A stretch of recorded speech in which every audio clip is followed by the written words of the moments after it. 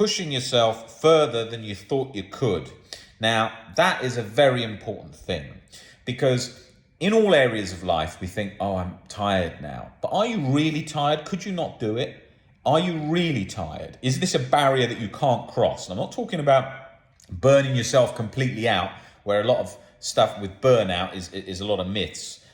People get really scared of burnout. But realistically, in my life, I've worked some very, very long days, and for very many days repeatedly, with very few holidays and lots of days back to back and extremely long hours. And even on those days, or even when that's happened, have I ever, you feel tired, you feel drained, but burnout, it's given so much it's such a popular topic on the internet. But really what happens is you feel a bit frazzled, a bit anxious, a bit stressed. You need a bit of time, just maybe a day or two, to get back into a sequence of going along with life normally, and it calms down. It's mainly anxious behavioural habits that create the sensation of burnout, rather than this sort of state that destroys you. I've never felt that or experienced that in the way that's often described, and the way it's usually described is describing anxious symptoms, fatigue, things that I lived with for years anyway, with chronic OCD and anxiety. You'd have thought I'd burnt out with chronic OCD pounding me away for years.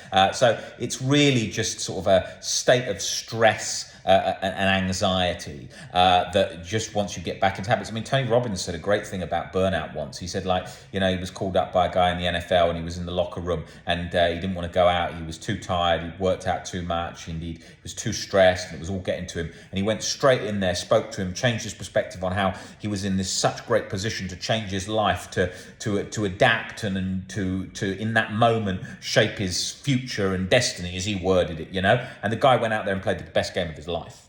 And that's the reality of these things, yeah? You can change your perspective, and it gives you that extra fuel and makes you feel alive. I could feel motivated now reading a book, watching a film, and think, fuck, I want to really push myself in some area of my life right now, just because I'm feeling motivated by what I've just taken into my brain.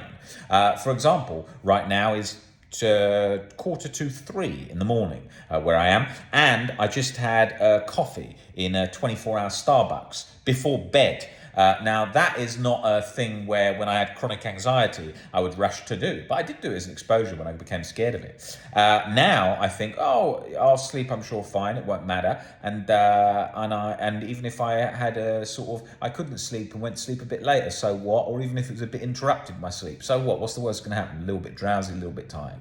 And then also with working late or doing things, I do things when I feel in the mood. I want to do videos now.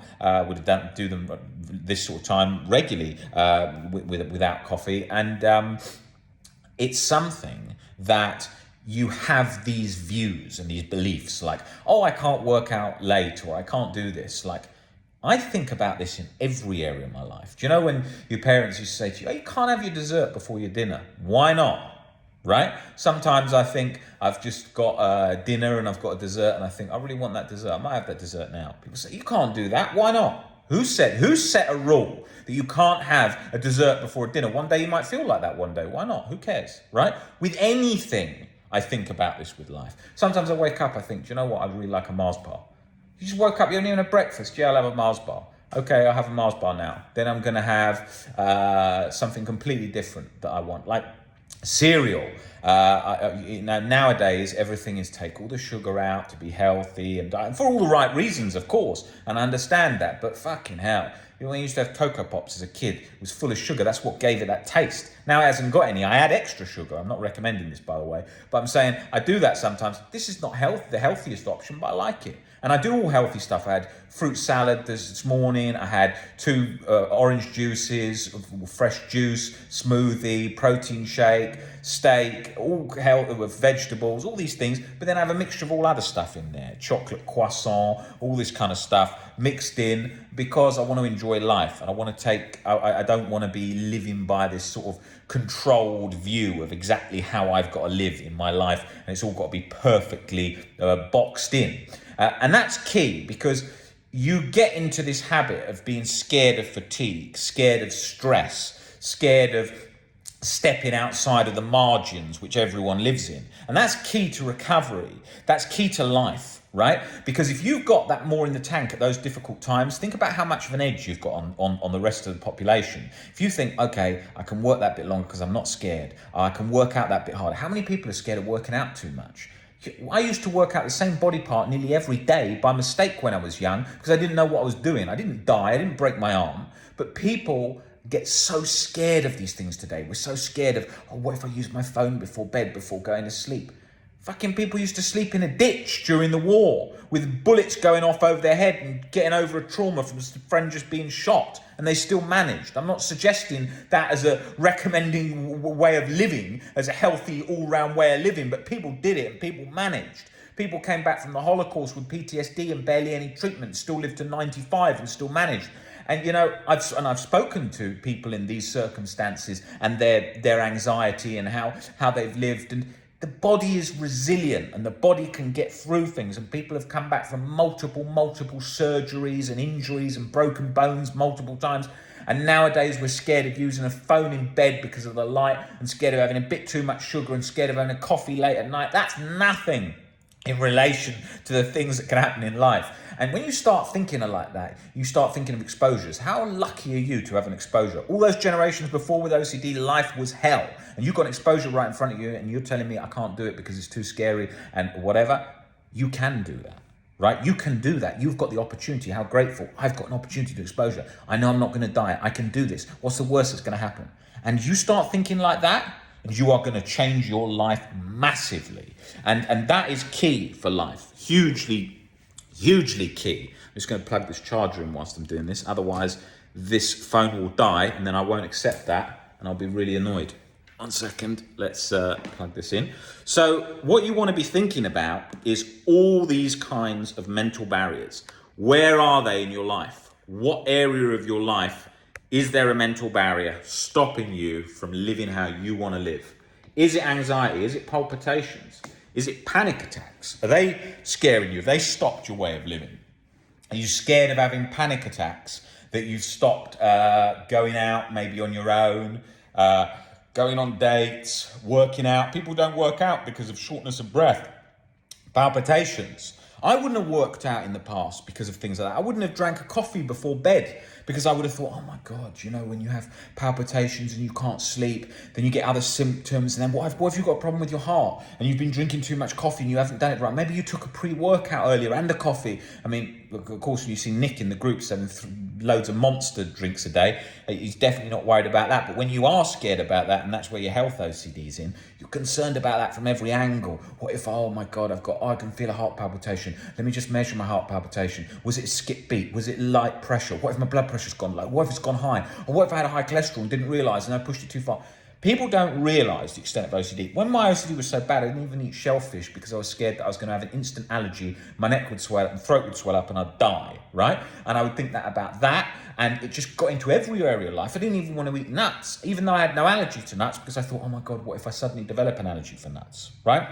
I didn't want to have like 2 protein shakes too close together because I thought, what if there's too much of whatever's in there and then I have too much on stress on the heart or cause a problem. I didn't give a shit about that when I was younger at all. I was doing things that were all completely not healthy things to do, and I didn't care. The same as like when you're binge drinking. You're not thinking like, oh my God, this is really bad for my liver, it's really bad for my heart. But when you've got OCD, you do. Then I stopped drinking completely at one point. And so all these things, OCD got black and white thinking. We talk about that all the time, where you jump from like one thing to the next, like, okay, I'll do this. Okay, I'm scared. Or stop it instantly altogether. And that's what happens with life, right?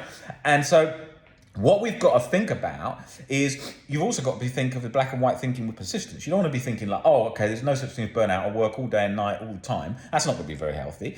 So you've got to have a balance. But a key point, and I saw someone tweet about this the other day, is balance. People often think is sort of like a light comfort. Like I'll do my work and I'll do some balance and I'll be nicely balanced. And like, realistically, most great things in life aren't achieved with like a really comfortable balance, because that tends to move back to normality. So you can push that balance out and adapt it to balance. Like balance can be working lots, working out lots, socializing lots. It's still balance between them, and having some rest, right? Of course, that's balance, right? It's still a balance of those. But otherwise, we get so scared of burnout, scared of stress, we don't push very far. Like, People, if they knew what the brain and the body could do, you would be so motivated by how far you can go in life, in all areas. Like, why can't you do that? Why can't you change your life? Why can't you be the person who gets to a position of recovery and get in your career, does the things that you want to do or goes far beyond what you imagine to do? It's all a perspective, it's a barrier. I mean, someone like David Goggins is a great representation of this. Well, I find him a bit sort of rigid and sort of almost sort of self-punishing at times in the way his beliefs are. But overall, his attitude and perspectives are so great for breaking down those mental barriers that hold us back, those obstacles. Because when you think about anything, like I could say to myself, okay, I'm working out quite a lot at the moment. And then I could say, really, are you working out quite a lot? Like when you go in that gym, are you sitting on your phone at any point? Could you really be working out harder? Because you're not going to die from that and you probably get a lot of extra benefit. And then I think, oh yeah, probably could. And what about if you started riding a bicycle or you started walking longer and you started including that? Would you be fitter? And then you think, yeah, I probably could. And then you're just changing those habits till they become normal. When you've got really bad OCD and anxiety, even using your toothbrush feels like hell. You can be so tired and you get out of your bed, you have chronic anxiety and OCD pounding in your head where you think you're going to die, and you think, oh, I haven't got the energy to brush my teeth. All right, I'll leave brushing my teeth. Now even getting a bowl of cereal feels heavy and everything feels heavy, and then you stop doing things because all these habits compound because you don't realize how much your life's habit, like pretty much everything's habit. So if you want to change your life, you've really got to first visualize what you're trying to do. So what I did with OCD recovery is I thought, right, I don't want this wishy-washy kind of crap recovery, which is sort of like going from one setback to the next, with not much improvement, coasting and just very light-hearted, leaving thoughts there and just lumping it. You know, I used to look in forums all the time, people would be like, yeah, I've recovered, I had like 3-4 panic attacks today, but you know, I'm doing all right overall. Now that's all right overall. That's not bad in terms of like the attitude, in terms of bringing it for the ride and not sitting there hopelessly, but that's not recovery, okay? Recovery is the absence of chronic guilt and chronic anxiety, living your life, feeling energetic, feeling motivated. Look, even if you had fibromyalgia, chronic fatigue, and you're not feeling motivated, but there's things that you can do, changing diet, exercise, all the things you can do to improve your life so that you've got less of the symptoms. You want to be going in that way. And with OCD, it's not a thing which is more permanent. Even though with CFS and fibromyalgia, there are people that recover, don't know the percentage exactly, and especially there's a lot more of that happening now, but it's more chronic than, say, for example, OCD, in terms of that they're working on research to help change that for people to improve. Whereas with OCD, at the moment, it's only a fear cycle based on beliefs. I've never met one person who couldn't recover from OCD. It's always just a case of their beliefs and they haven't seen another way around it. Now, humans go their whole lives going through beliefs and never seen a way around it. Think of friends, right? Think of life. When you meet people that you haven't seen for years, and if you've been developing yourself, your mind, reading a lot, you think, shit, I'm very different to a lot of people that I knew in the past, because your mind and thinking's been changing because you've been developing, and they might not have. So it's like people say, oh, that old man must be very wise. Old man isn't necessarily very wise. Someone very young might be wiser because he's packed in a lot more in terms of reading, learning, and so on. But the other one's got wisdom through age and experience that comes with that age in terms of how the things that you're seeing, maybe being a father, parent, all different life struggles or different eras and economies and political situations you're seeing through a span of a life. So he'll have that kind of wisdom on you. But in terms of if he hasn't been sort of really thinking, I mean, I can meet a great philosopher who's 12 years old that's read a lot and thought about things, and I think, wow, you know, because of what he's doing and how he's coming at the problem. So things are like that, you know, and you've got to think what you're doing to change your perception. What are you putting into your brain? Think of the brain like a computer. You're updating it with software updates all the time. And don't just update it with the same old patches of software updates from just TikTok videos of the same influencers just making very basic videos on things like the most basic comments from self-help books, points from self-help books. Really push it out there. Think like, okay, I'm going to go back, I'm going to read some Greek and Roman philosophy, for example, different things on Stoicism. You know, that's giving yourself more and more of an edge. You're getting information that not everyone's getting. If you're getting the same information that everyone's getting, you're updating your brain with the same software patch as the next computer. If you want that computer to be far advanced than the others, you need to update it with things that the others haven't got. So that is key in life. And that's the same with working out. If you work out the same bench press, same weights, change your weights a bit, you're going to plateau. And that's the same as your brain, mental health and development and everything. It's plateaus. You're looking to break through those all the time. So I'm always thinking with my own life, I'm thinking, what can I read to give myself an edge? How can I work more or more strategically so that I can have an edge? And I'm always looking for that, because that's how I'm going to get the best development in life and in everything we do. Like with what we do with our company, OCD Recovery, is we're looking to develop the best way of helping people recover from OCD. And we're confident that we get the best results and provide the best service for OCD recovery. But we're always looking to improve that. We're looking to speed that up, to have more insight, being able to reach more people and all these things, because that's how you develop the best of anything. And anything that you're trying to do, most of the time, you don't have to always strive to be the best. It's good to strive to be the best, but you might not always be doing something as competitively as that. But you can still give yourself an edge and improve things, which will be better. Most people do want to improve in everything they do, and most people do want to get further in everything they do. And I remember one of the first barriers that I ever had. I took a job working in a cafe in the Docklands in South London, and I was working there, and I had this job, and it was crap. And I was standing in this cafe, and there was a girl standing next to me who was working in the cafe as well. Didn't really speak English, and there was barely anything to do there because barely anyone came in that cafe. And I thought to myself, this is fucking boring. I hate this. Imagine having to work here for the rest of my life in this cafe. And I looked at this girl, and all she was doing was counting down the hours till the end of the day. And she was so excited about the end of the day coming. And I thought, my God, this is going to be me.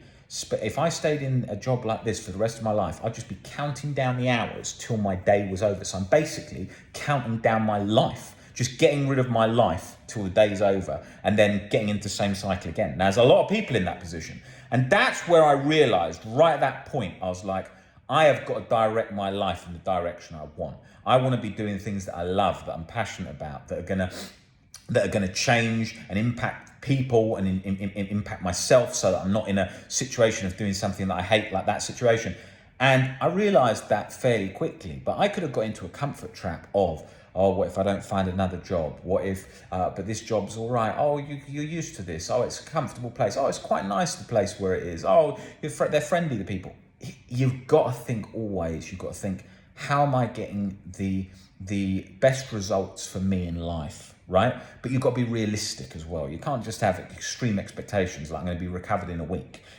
Recovery is a process, and it's not going to usually happen in a week. I haven't met many people who've recovered in a week, unless it's like very mild OCD, where that can be the case. But usually from chronic severe OCD, and particularly in my situation, where I was definitely in the sort of low percentage of people where the people are really suffering. Otherwise, I wouldn't be here doing this if it was just some light journey, because I wouldn't have had enough motivation to go on to do this, because it was like a living hell, as we all know, 24/7, compounded by chronic guilt and anxiety, jacked up like a vice around your head. So I do know that, and if you follow this channel and watched all the videos, you'll see that I do know that, and that journey and the suffering and what it feels like. And it is hard to find motivation to think you're ever going to get better, especially when you're locked in. What if this isn't OCD and it's real, and all that kind of stuff, which then acts as another barrier. But unconditional self-life and other acceptance gets under that. But like all these barriers and all these things that are going on, and you've got to look through that. You've got to look through that, and you've got to think, am I shaping a life that's really gonna inspire me? Am I shaping a life that's possible, and something that is gonna sort of blow me away with how far I've got? And that's how far you wanna be trying to take life in most areas, and especially in recovery. Recovery was not the goal. And you'll think, what the hell do you mean recovery was not the goal? Recovery wasn't the goal. Recovery was part of the process. The goal was to be fitter, higher energy than most people, better peace of mind than most people. I wanted to be the calmest person in the room. I wanted to be in a position where I had really good focus. I was able to handle lots of pressure and difficult tasks. I wanted more than recovery. And, I was speaking to a friend of mine who's a very big TED speaker, and he's blind. And I said to him, I said, Isaac, you can't, what's your vision like? He said, I can barely see anything. He said, I can just see a little flicker of lights. I can never even see my own kids. faces, you know. And I knew him before he'd had children, and then he had triplets. You imagine that as a blind guy. You can see him on YouTube. His name's Isaac Lidsky. He does TED Talks. He's a fantastic TED speaker. And I said to him, I said, Isaac, would you know, you've set up a big charity for retinitis pigmentosa, which is the particular retinal disorder that he had. And that made him go blind at 18. And he was a big actor at the time. He was in a TV show called Saved by the Bell, and then he couldn't be in it anymore. And then he went on to become a lawyer. He's an amazing character. He's achieved so much considering he's completely blind. But he went blind at 18, so he could no longer be an actor anymore. His life really changed very quickly. And you know, he talks about. I said to him, you know, he's setting up this charity that was going to try and change retinitis pigmentosa, and became a very big charity. And they've done so much work in that field. And I said to him, what do you want out of getting eyesight back? You want to have your vision back, some vision back. He said no. He said, I want the best vision. He said, I do exercises even for my eyes because I'm blind, so that I can get and everything that's possible, every eye test, everything. I want the best vision. Now, you could say that's compulsive, of course, if you're trying to control it too much. It's a balance. But having big dreams makes life change. And he had big dreams. He was looking at having the best vision. He wanted vision better than other people, right? And that's because something's been taken away from him. The same as I was watching some guy who was talking about never having shoes. When he was a kid, he was very poor and he used to go to school in slippers. And then he had a big shoe collection or something like that. It was I can't remember who it was who was talking about it. It was the DJ, UK DJ, Charlie Sloth. He was talking about, he went into school with slippers on, and then he had a shoe collection when he got older because he'd never had any shoes. And I'm not talking about material possession collecting as being a solution, but I'm talking about just his own perspective on those things. Now that's key with life. If you look at recovery and you think, I want to recover, but I want to go beyond that. I want to get myself into a position where I have a great mindset, much better than most people. Most people are sleeping on mindset anyway, because they don't make many changes on their beliefs in their life. They do now more because it's a more popular topic, but most people aren't changing like that. So think of the edge it could give you on life, right? And you think about that in all areas, right? Most edges on things come from increased knowledge, increased persistence and proactivity. Now, if you do that in relation to OCD, you will work wonders for yourself in changing your mind, because it's like when people think, oh, how could talking ever help me with any problems? Well, talking helps because it shifts beliefs and changes perspectives, and that's what changes things. And you can do that just with enough practice and enough persistence. And just think about that. You're shooting far beyond. If you shoot far beyond and you don't reach it, at least what are you going to come down to? Oh, you recover, right? So if you go much further than that, the worst case scenario, not the worst case scenario, but I'm saying the less scenario, oh, you recover. So you go further beyond. If your recovery is a target, it's like you're just striving for that. So strive way beyond. That's a great outlook for everything in life. If you strive way beyond in the gym or way beyond in your career and all these things, you tend to do a lot better if you're just striving for something in a shorter distance. So yeah, there's some sort of nuggets of wisdom on the recovery journey in life. And I hope you find that helpful and put that into practice for your own recovery journey and for your own overcoming of obstacles in life, which there will be many. So there is a lot of hope, and go out and make those changes and learn and practice and persist, and you will get there.